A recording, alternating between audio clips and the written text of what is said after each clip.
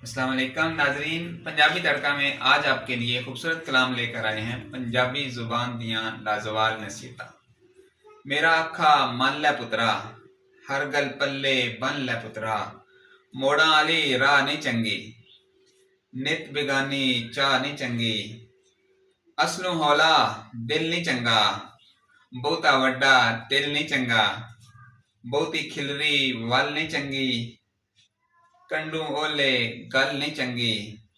तिड़के मारी छाल नहीं चंगी, बहुती लंबी काल नहीं चंगी। रुखां थल्ले मच नहीं चंगा, ढेर फसादी सच नहीं चंगा। कखां नेड़े अग नहीं चंगी, सिर तू भारी पग नहीं चंगी। बेकदरे दी खो नहीं चंगी, बदोबदी दी मोह नहीं चंगी। इस तो पिछे होर नू फड़िए, पहला घर दे चोर नू फड़िए।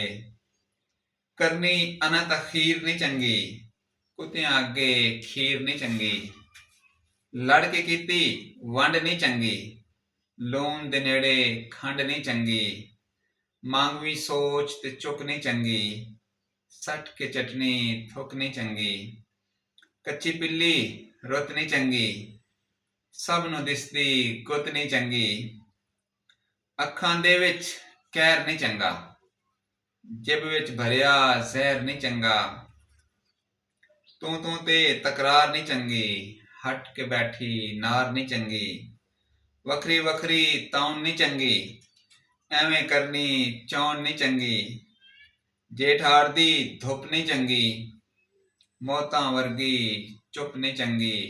मौतां वर्गी चुप नहीं चंगी। रस्ते दे विच बेर नहीं चंगी, सुलह दे विच करनी देर नहीं चंगी। ये गल्लां जे भुल जावेगा, पुत्रा जग ते रुल जावेगा। हमारे चैनल को सब्सक्राइब कीजिए। अपना बहुत सा ख्याल रखिएगा। मिलते हैं अगली वीडियो में।